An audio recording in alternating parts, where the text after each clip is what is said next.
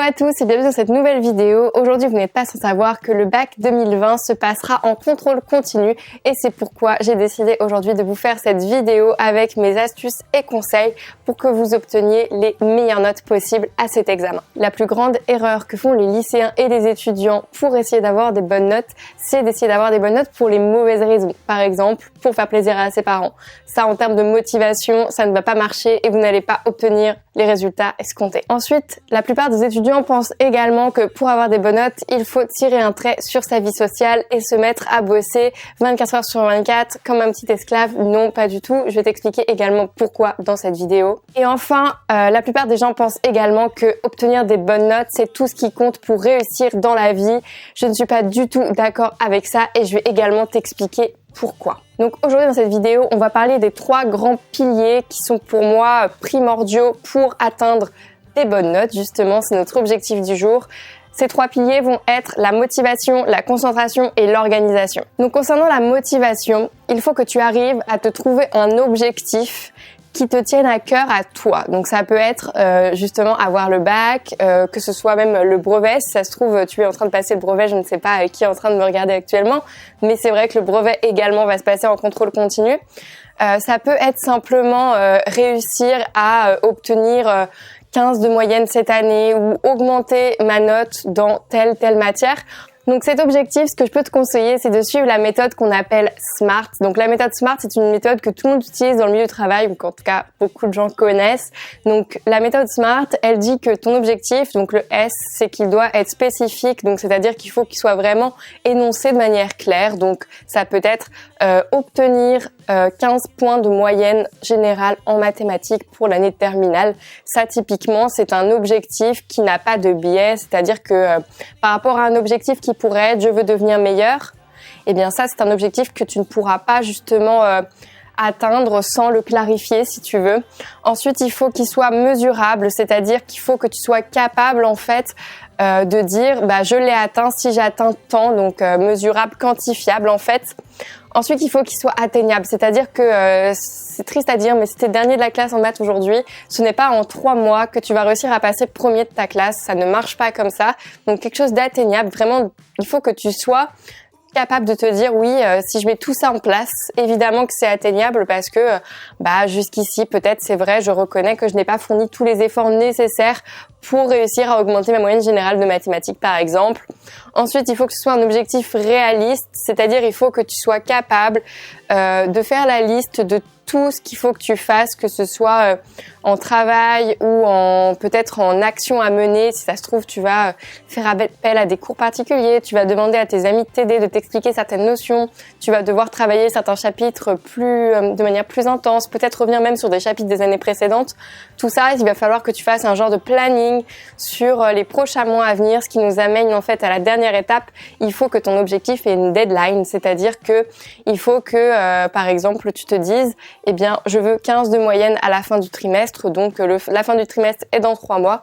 Donc voilà, c'est dans 3 mois, mon objectif doit être atteint.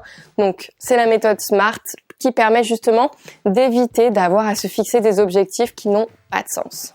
La deuxième chose qui est primordiale à mes yeux pour réussir à se motiver est de bien s'entourer. Alors, je ne dis pas qu'il faut que tu sois ami qu'avec tous les intellos de la classe, mais c'est vrai que pour ma part, je me suis rendu compte que mon entourage avait un fort impact sur moi. Quand j'étais plus jeune, quand j'étais au collège, typiquement, dans ma classe, je me souviens que nous étions 4 copines et c'est vrai que nous avons toutes les 4 fait des grandes études. Je dis pas qu'on était les intellos de la classe, mais en fait, on était copines, on faisait des choses classiques pour notre âge, on allait au parc le week-end, on faisait du sport ensemble, mais on s'entraidait également à faire nos devoirs, c'est-à-dire qu'il n'y avait pas de honte à travailler, il n'y avait pas de honte à vouloir avoir des bonnes notes, on avait toutes les 4 les mêmes objectifs et on était très très amis pour ça parce qu'on s'entraidait, on avait chacune nos points forts, etc. J'ai une de mes copines qui a fait Agro Paris, la seconde a fait Centrale Paris et la troisième a fait médecine. Donc toutes les 4, on était plutôt intelligentes à l'époque déjà au collège dans le sens où on avait des bonnes notes et on a toutes les 4 fait des études assez grandes, on va dire comme ça. Donc bien s'entourer, c'est hyper important. Je pense que si j'avais pas eu ces 3 amis à l'époque, je n'en serais pas là aujourd'hui. J'étais pas la plus forte des 4 et clairement elle m'aidait, elle m'expliquait énormément de notions et sans elle j'en serais pas là où j'en suis aujourd'hui. Enfin, pour réussir à te motiver, le dernier conseil que je peux te donner, c'est de réussir à toujours travailler en fait dans les mêmes conditions. Il y a une étude scientifique qui a prouvé justement qu'il était beaucoup plus facile de faire appel à son savoir, de faire appel à ton savoir qui est déjà acquis dans ton cerveau, à ta mémoire, lorsque tu étais dans des situations similaires dans laquelle tu étais. Et donc, si toi, pour réviser simplement, tu te mets toujours dans la même situation, c'est-à-dire que moi, je me suis rendu compte que je le faisais automatiquement, c'est-à-dire que quand je commence à travailler, je me fais un café ou un thé, je m'assois à mon bureau, je mets mon casque, je mets toujours la même playlist. Et en fait, là, je sais que c'est bon, je suis en train de travailler. Donc, ça nous fait arriver progressivement au second point que je souhaitais aborder avec toi. Il s'agit de la concentration. Se concentrer est peut-être la clé du succès. C'est-à-dire que tu auras beau travailler des heures et des heures, si tu n'es pas concentré, en fait, ça n'aura aucun apport bénéfique sur ta mémorisation. Tu auras peut-être la sensation d'avoir travaillé énormément, alors qu'au final, tu auras été très peu productif. Donc moi, typiquement, quand j'étais en prépa, ça m'arrivait souvent, particulièrement quand je travaillais tard ou quand je travaillais trop longtemps de suite. Passer un certain moment, en fait, tu es à ton bureau, je suis sûre que tu as déjà vécu cette situation ou en tout cas tu la vivras très bientôt.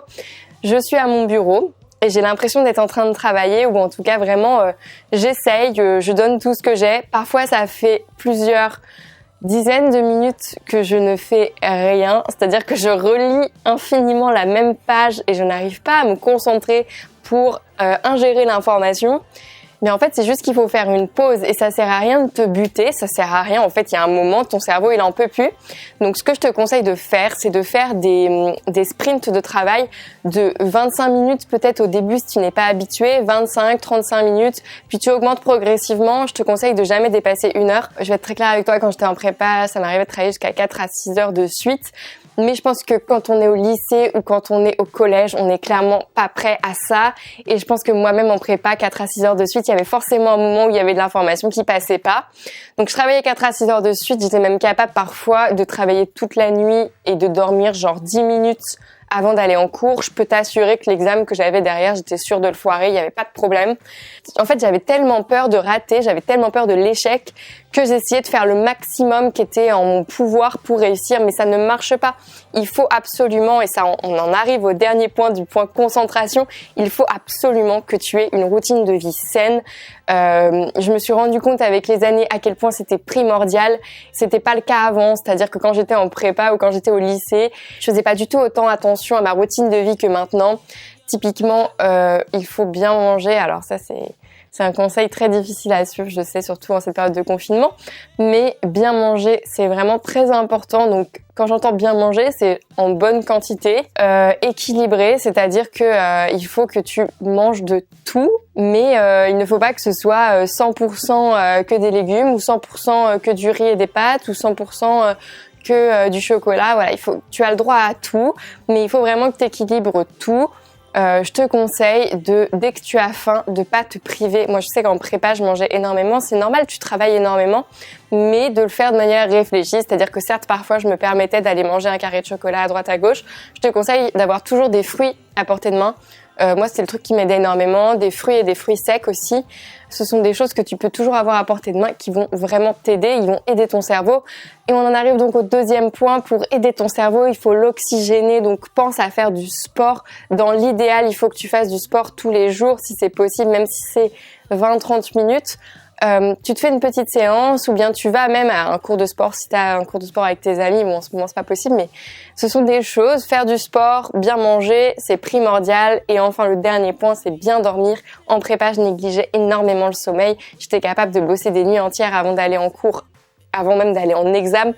La pire erreur de ma vie à ne jamais reproduire. Avant un examen, quoi qu'il arrive, à 23h, on arrête tout et tu dors. Parce qu'en fait, si tu n'arrêtes pas tout, ce qui va se passer, c'est que tu vas continuer à réviser. Sache que déjà, tout ce que tu auras appris après 23h, tu vas pas l'intégrer. Tu arriveras à l'examen, tu auras l'impression d'avoir trop bien fait. Ouais, trop bien, j'ai passé la nuit, j'ai révisé tous mes cours, j'ai fait tous les exercices de tous les bouquins possibles et inimaginables. Bam, t'arrives devant ta page blanche. Impossible pour toi de te souvenir de tout ce que tu as fait, même si c'est hyper frais dans ta tête. En fait, t'as pas dormi, ton cerveau il est à plat, c'est un muscle, tu en as abusé. Donc en fait, non, ça ne marche pas. On arrête de faire ces méthodes-là. Ce n'est pas bien, c'est mauvais pour toi. Sur le long terme, tu ne tiendras pas. Tu n'es qu'en prépa dans le sens où tu as toute la vie devant toi. Te bousille pas maintenant. Veille d'examen, 23h au dodo. Troisième point sur lequel on arrive, qui est l'organisation. L'organisation est primordiale. Pourquoi je me suis retrouvée dans des situations où je révisais mes examens la veille? Simplement parce que je me laissais dépasser par les événements. Alors certes, en prépa, on a énormément de choses à penser, mais en fait, je pense qu'avec une très bonne organisation, on s'en sort toujours, c'est certain. Je me rends bien compte parce que typiquement, regarde, ce mois-ci, ça fait 1 mois que j'apprends à faire des vidéos sur YouTube. J'ai réussi à en sortir une tous les jours. En parallèle, j'ai réussi à suivre 2 formations. J'ai réussi à créer ma première formation et je suis en train de créer des nouveaux contenus différents que des vidéos pour la suite. Donc en fait, avec de l'organisation, aujourd'hui, je peux t'assurer, on peut réussir à faire une multitude de choses. L'important est de trouver ton bon mode d'organisation. Donc, pour ma part, j'ai un planeur, en fait, toutes les semaines où je fais ma to-do list de la journée. Alors, je ne suis pas toujours au top parce que forcément, j'ai du mal à estimer la charge que je suis capable d'assumer en une journée. Il m'arrive très souvent d'avoir une to-do list bien trop longue pour une journée.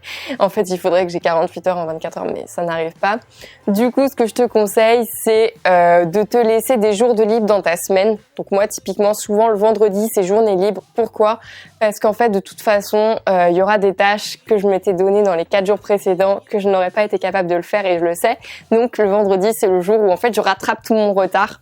Donc ça, c'est important, se laisser une marge de manœuvre pour justement ne pas se retrouver en retard et s'organiser en avance. Typiquement, là en ce moment, je suis en train de préparer des choses qui vont sortir dans 2 semaines. Ça doit être pareil pour toi, pour tes examens. Là, tu dois être en train de préparer tes examens dans 2 semaines. Et si tu as un examen demain, ça doit être pareil dans le sens où ça doit faire 2 semaines que tu es en train de le réviser.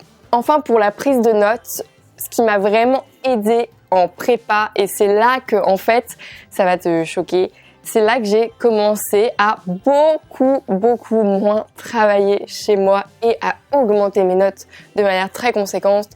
C'est quand j'ai adapté ma prise de notes. En fait, en cours, j'avais tendance simplement, mécaniquement, à écrire ce que disait le prof.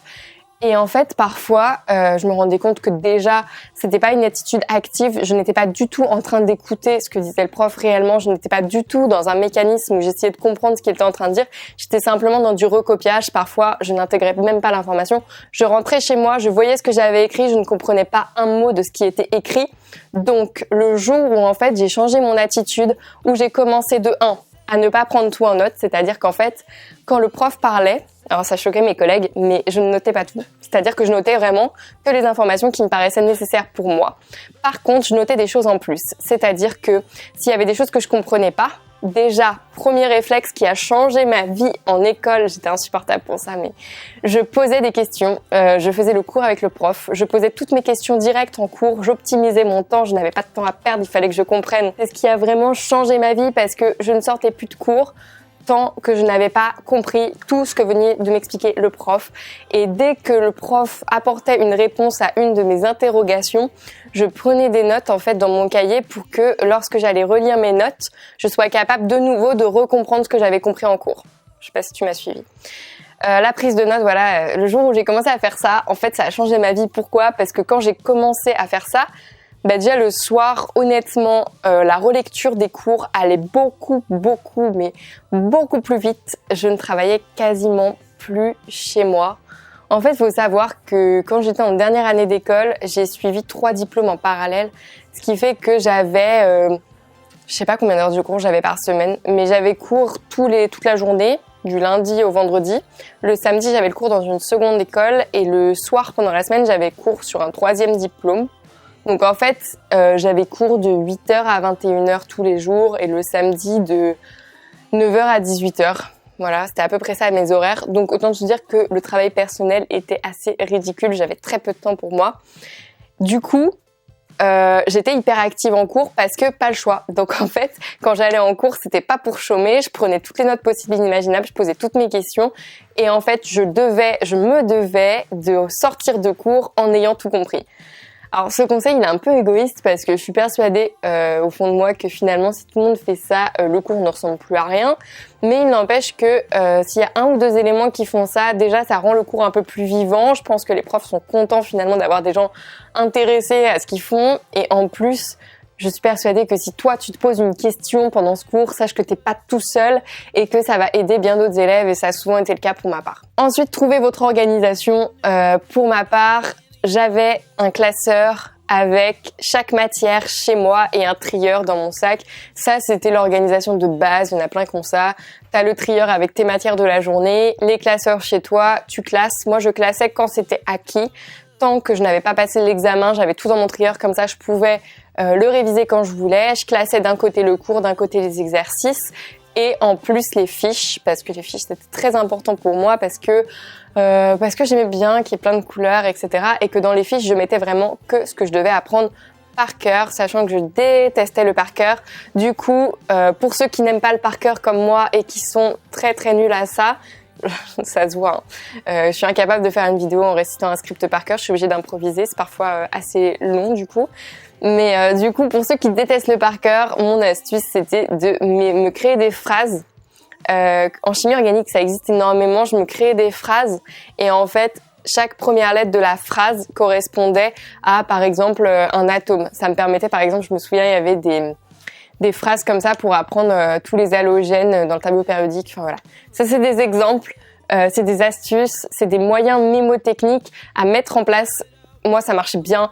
Si tu galères avec le par cœur, moyen mémotechnique, ça t'aidera beaucoup. Ensuite, je te demande de prioriser tes tâches. Pour l'organisation, c'est primordial. C'est-à-dire que si tu as un examen dans 2 semaines, que tu n'as pas commencé à réviser, et en parallèle, un examen dans 1 semaine, que tu n'as pas non plus commencé à réviser, je te dis pas de commencer par celui dans 2 semaines. Évidemment, commence par celui dans 1 semaine.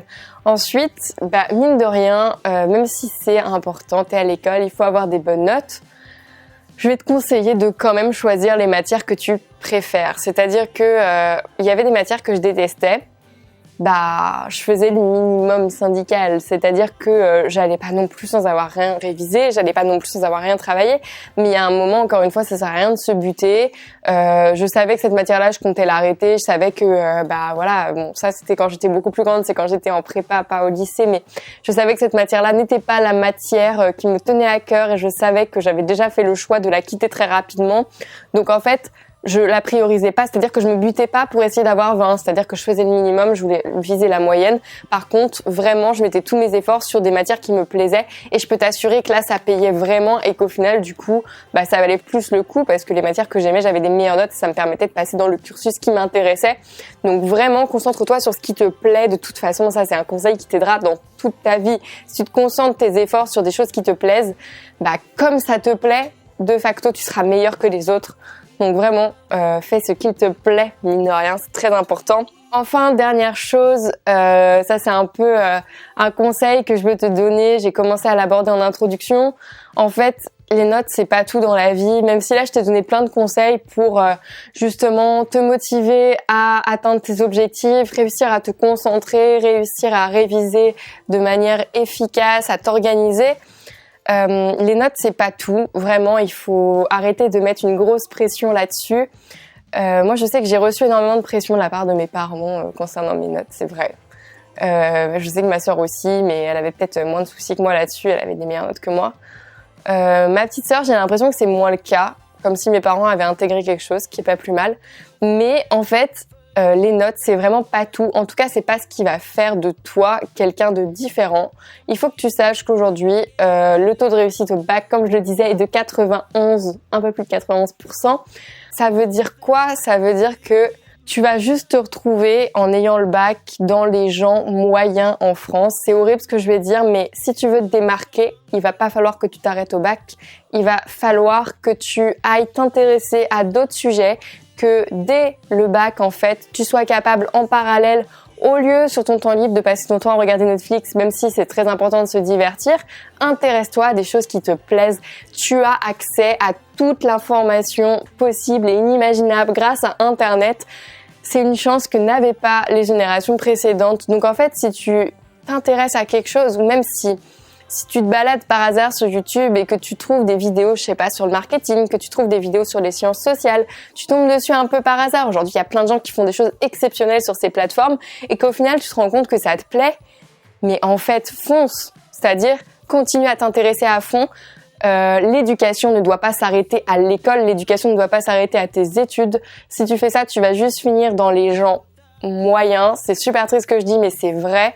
Si tu veux te démarquer, que ce soit aujourd'hui ou pour le futur, il faut que tu te formes par toi-même. Il faut que tu ailles plus loin que la moyenne des gens. Il faut que vraiment tu réussisses à te motiver, à t'intéresser à des sujets différents. Et évidemment, avec la multitude de sujets qu'il existe en ligne et qu'il existe dans le monde, tu auras des sujets qui vont t'intéresser. Tu vas trouver des choses qui vont devenir tes nouveaux challenges, qui vont faire que ça va résonner en toi, que ça va te donner du sens et que tu vas vouloir en fait, sans même t'en rendre compte, réussir à travailler et à le faire. Aujourd'hui, mes journées me passionnent tellement que je ne les vois même pas passer et c'est vraiment égoïste de dire ça de ma part parce que je sais qu'on est dans une période de confinement où tout le monde est en galère, soit d'ennui, soit parce qu'ils ont beaucoup trop de travail à cause de cette situation. Je parle de tous ceux qui travaillent dans le milieu hospitalier. Moi, je suis chez moi et j'ai la chance aujourd'hui de réussir à me lancer grâce à cette situation et je n'ai jamais autant kiffé mon quotidien que maintenant, vraiment. Donc vraiment, accroche-toi à des choses que tu aimes, tu verras, ça marchera beaucoup mieux et ton travail deviendra un jeu et ton travail ne sera plus un travail. Tu ne compteras plus tes heures dans le sens où tu ne les verras plus passer, tu n'auras plus de difficulté en fait à te motiver à travailler, ça deviendra naturel. Donc fais des choses que tu aimes, c'est un conseil qui sera valable pour toute ta vie et je peux t'assurer que tu rendras ta vie meilleure. Je te souhaite une nouvelle très belle journée de confinement et je te dis à demain dans une prochaine vidéo. Sache que je pense que je vais m'arrêter à 30 vidéos parce que c'est déjà un challenge énorme et que j'ai d'autres projets à côté pour toi qui viendront par la suite mais qui vont également me prendre énormément de temps. Donc sache que à la 30e vidéo, on s'arrêtera là. En attendant, je te souhaite une belle journée de nouveau et je te dis à demain pour une prochaine vidéo.